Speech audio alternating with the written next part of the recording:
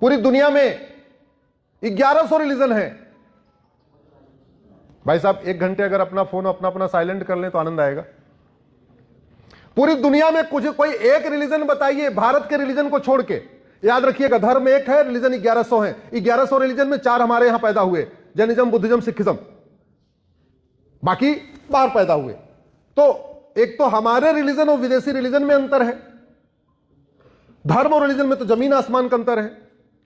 25 अंतर तो मैंने सुप्रीम कोर्ट में बताया कि मेरी पीआईएल चल रही है धर्म और रिलीजन के ऊपर कि धर्म क्या है, रिलीजन क्या है। मोटा मोटा आपको बता देता हूं, धर्म जोड़ता है, रिलीजन तोड़ता है। धर्म जोड़ता है और मजहब तोड़ता। धर्म मजहब एक समान नहीं होता।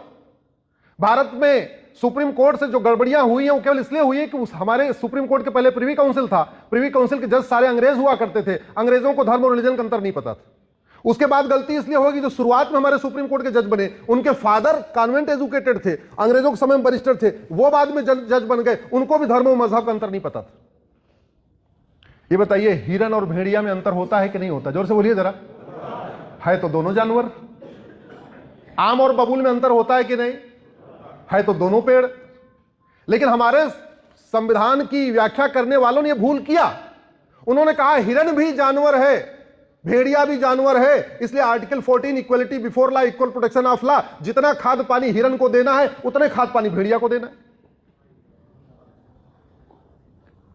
आम भी पेड़ है, बबूल भी पेड़ है, equality before law, equal protection of law, जितना खाद पानी आम को देना है उतने खाद पानी भेड़िया को बबूल को देना है। नतीजा क्या हुआ? आम का फल तो जितना बड़ा था उतना बड़ा रह गया, बबूल का कांटा जो छोटा छोटा था इतना बड़ा बड़ा हो गया।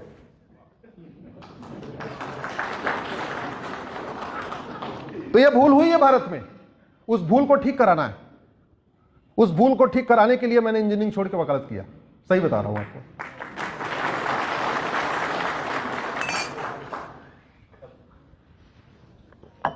तो इस भारत के संविधान को अगर आप ठीक से देखें तो यह संविधान ही हिंदू संविधान है। क्यों? यह भारत के सब नागरिकों को एक समान मानता है। मुझे आप इस्लाम और क्रिश्चियनिटी में बताइए, उनकी कोई एक ऐसी किताब हो जिसमें लिखा हो भारत के रहने वाले सब एक समान है?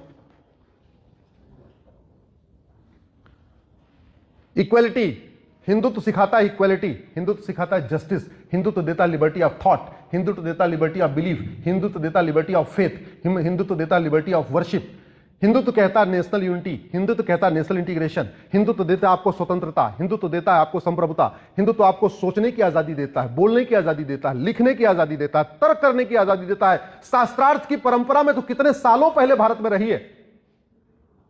आप स्वतंत्र हैं, आप तर्क कर सकते हैं, हिंदू धर्म ग्रंथों पे कर सकते हैं, विदेशी पंथों के ग्रंथों पे आप तर्क कर सकते हैं। क्या? जोर से बोलिए जरा।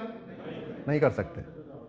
इसलिए कहता हूं, ये भारत के प्रियम्बल में जो equality, justice, liberty, fraternity, unity, national integration, liberty of thought, liberty of belief, liberty of faith, liberty of worship, जो कुछ लिखा हुआ है, ये हमारी संस्कृति है, ये हमारी परंपरा है, यही सनातन है, यही हिंदुत्व है। इसलिए भारत का संविधान पूर्ण रूप से हिंदू विचारों पे बना हुआ है, हिंदू संस्कृति पे बना हुआ है। और इसलिए भी मैं कह रहा हूं, यह संविधान पूरी दुनिया का नहीं है, यह संविधान भारत का है। यह संविधान भारत के विभाजन के बाद बना है। भारत का विभाजन मजहब के आधार पे हुआ था। जब मजहब के आधार पे विभाजन हो गया फिर संविधान बना। संविधान का मतलब होता है समधन विधान बराबर संविधान। संविधान का मतलब होता है सम्यक विधान। संविधान का मतलब होता है सबके लिए समान विधान।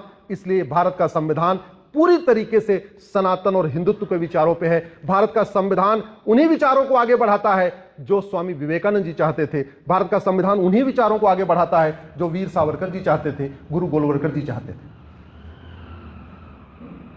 इसके ऊपर कहीं पे भी अगर चर्चा हो, कोई चर्चा करना चाहे तो मुझे भी आमंत्रित कर लीजिएगा। भारत का संविधान पूर्ण रूप से हिंदू संविधान है। इस पर मैं किसी से कहीं पे भी कभी भी चर्चा करने के लिए तैयार हूं, वो चाहे वो सांसद हो या विधायक हो या मंत्री हो।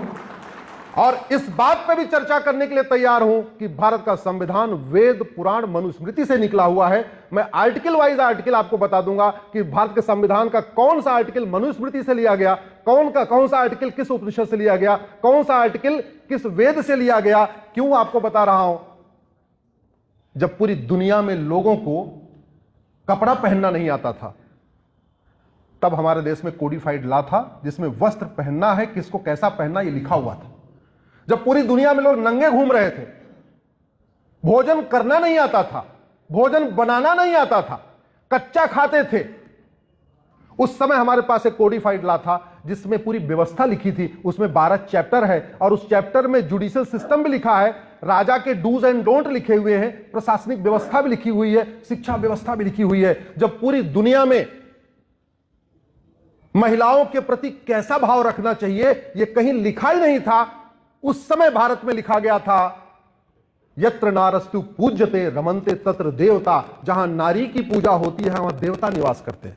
और यह कहां लिखा गया था? मनुस्मृति में लिखा गया।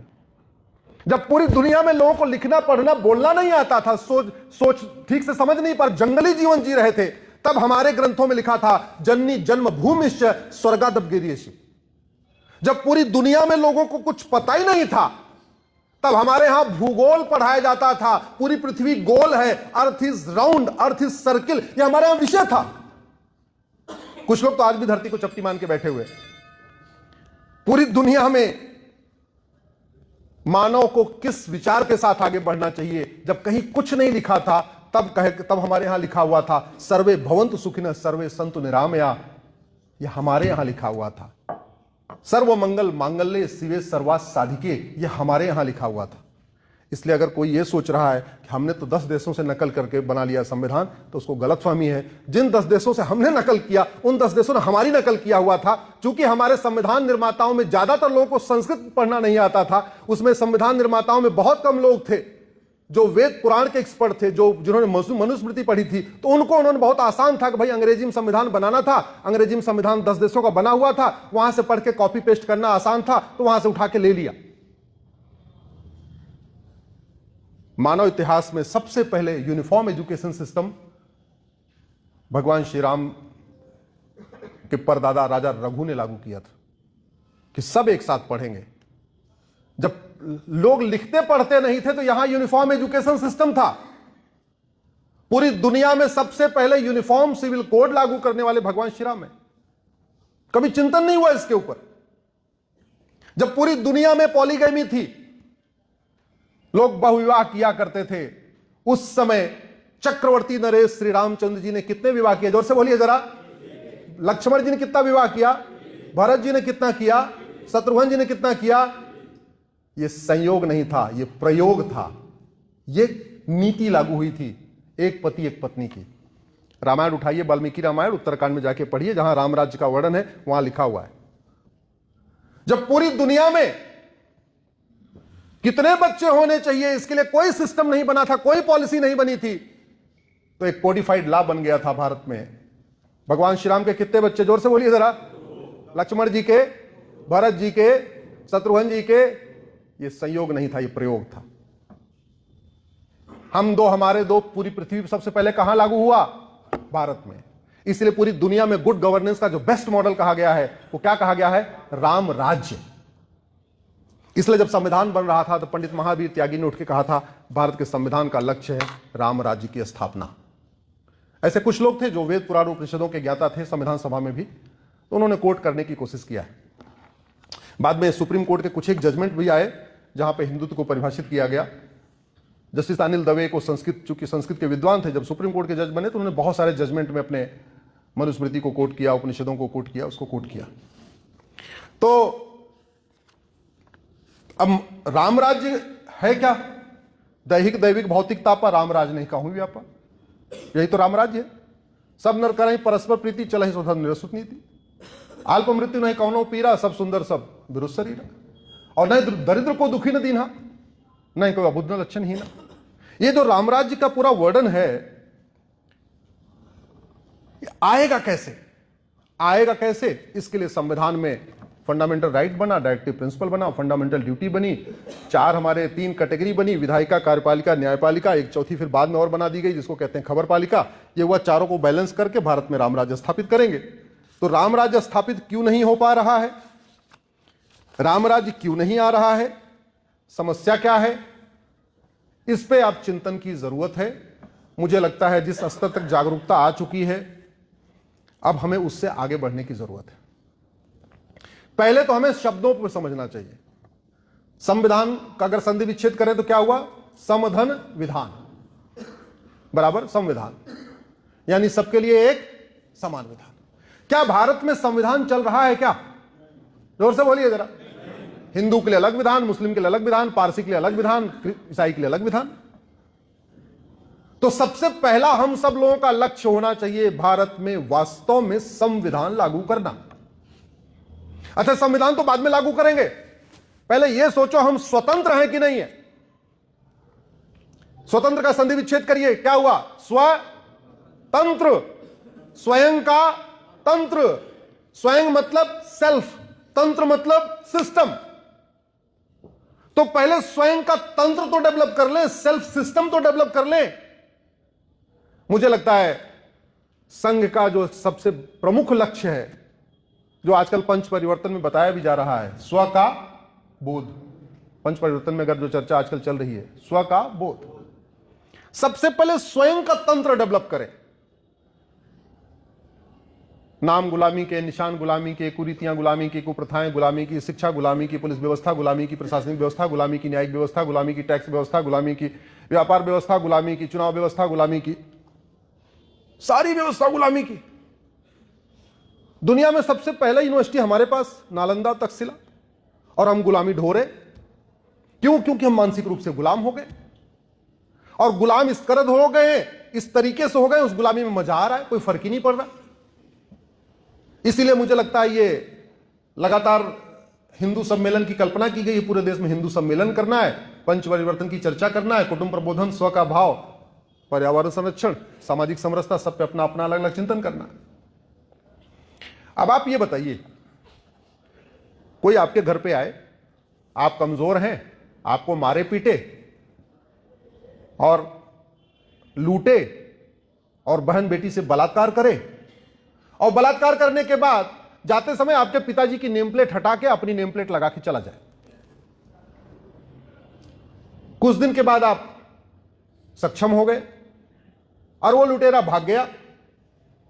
क्या अब वो आपके घर की नेम प्लेट लुटेरे के नाम वाली नेम प्लेट होनी चाहिए? आपके पिताजी की नेम प्लेट वापस आनी चाहिए? जोर से बोलिए जरा भैया, पीछे से आवाज नहीं आ रही। क्या करना चाहिए? क्यों? क्योंकि जब हमारे पूर्वजों को अपमानित किया गया होगा, उनको प्रताड़ित किया गया होगा, तो उन्होंने सोचा होगा कि कोई बात नहीं, आज हम परेशान हैं, एक वक्त आएगा जब हमारे बच्चे इसका बदला लेंगे। मैं बदला लेने के लिए नहीं कह रहा हूं। आज भी आप कल्पना करिए एक पिता के रूप में, जिस दिन आप परेशान होते हैं, फिर किसको सोचते हैं? कोई बात नहीं, ये दिन भी निकल जाएगा, कुछ दिन के बाद बच्चे बड़े हो जाएंगे, सब ठीक हो जाएगा। ऐसा सोचते नहीं सोचते? सोचते हैं। और जो अपने पूर्वजों की इच्छा को पूरा करे उसको कहते हैं लायक, सपूत। और जो अपने पूर्वजों की इच्छा को न पूरा करे उसको क्या कहते हैं? जोर से बोलिए जरा। अरे जोर से बोलिए, क्या कहते हैं?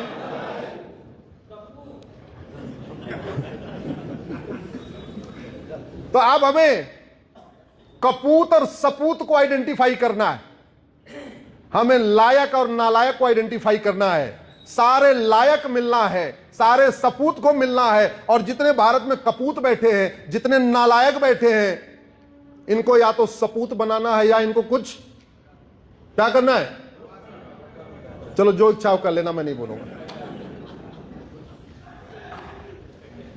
मेरा जितना रिसर्च है उस रिसर्च के अनुसार यहां पे जो वहशी दरिंदे आए, उन्होंने एक भी नया शहर नहीं बसाया और एक भी नई मस्जिद नहीं बनाई। बसे बसाए शहरों का नाम बदला और बने बनाए मंदिरों का गुंबद बदला। एक भी उन्होंने मस्जिद नींव पूजन करके नहीं शुरू किया, केवल और केवल। और क्यों? हमारे पूर्वजों को अपमानित करने के लिए। अरे अयोध्या में अगर उसको नमाज पढ़ना होता तो जगह की कमी थी क्या? जोर से बोलिए जरा। काशी में जगह की कमी थी क्या? मथुरा में जगह की कमी थी क्या? भद्रकाली में जगह की कमी थी क्या? भोजशाला में जगह की कमी थी क्या? इतना बड़ा भारत था उस समय, तो जनसंख्या टोटल 30 करोड़ थी। नमाज पढ़ने के लिए कहीं मस्जिद बना लेते, लेकिन उनको नमाज पढ़ना ही नहीं था, उनको हमारा स्वाभिमान कुचलना था। और जब हम स्वतंत्र हो गए, जब हम संप्रभु हो गए और जब हम सक्षम हो चुके हैं, तो क्या उनका नामो निशान मिटाना चाहिए कि नहीं मिटाना चाहिए? जोर से बोलिए जरा। मुर्शिद खान ने कीर्तेश्वरी शक्तिपीठ को लूटा, उसके बाद उस स्थान को नाम मुर्शिदाबाद कर दिया। मिर्जा ने विंध्याचल मंदिर को लूटा, उसके बाद उस शक्तिपीठ को लूटने के बाद उस स्थान का नाम मिर्जापुर कर दिया। जौना खान ने जमदग्नीपुरम को जौनपुर बना दिया। मुजफ्फर खान ने विदेह को मुजफ्फरपुर बना दिया। होशियार खान ने विराट को होशियारपुर बना दिया। गाजी खान ने गजप्रस्थ को गाजियाबाद बना दिया। फरीद खान ने तिलप्रस्थ को फरीदाबाद बना दिया। फरूख खान ने पांचाल को फरुखाबाद बना दिया। मुराद खान ने रामगंगानगर को मुरादाबाद बना दिया। बेगू खान ने अजातशत्रु नगर को बेगूसराय बना दिया। शरीफुद्दीन ने नालंदा को बिहार शरीफ बना दिया। दरभंग खान ने द्वारबंग को दरभंगा बना दिया। हाजी शमसुद्दीन ने हरिपुर को हाजीपुर बना दिया। जमाल खान ने सिंहजानी को जमालपुर बना दिया। अहमद शाह ने कर्णावती को अहमदाबाद बना दिया। बुरहान ने भगनापुर को बुरहानपुर बना दिया। होशंग शाह ने नर्मदापुरम को होशंगाबाद बना दिया।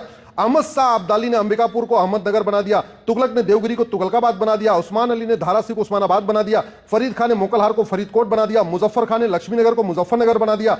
शाहजहां ने गोमती नगर को शाहजहांपुर बना दिया। बख्तियार खिलजी ने नालंदा को बख्तियारपुर बना दिया। करीमुद्दीन ने करीमनगर बना दिया। महबूब खान ने महबूबनगर बना दिया।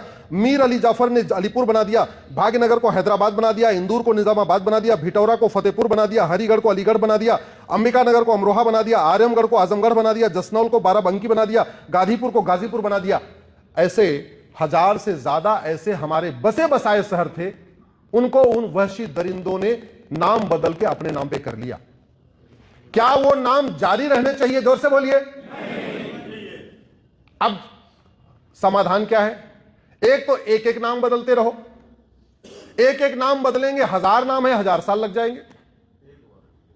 मैं तो कहता हूं एक भारतीय नामकरण संहिता बनाई जाए, एक भारतीय नामकरण आयोग बनाया जाए, जितने भी स्थान है उनको सर्वे कर लिया जाए, उनके ऐतिहासिक नाम को देखा जाए और एक झटके में ही एक भारतीय नामकरण संहिता बना के एक झटके में सारा बदल सकते हैं, नहीं बदल सकते? बोलिए भारत माता की।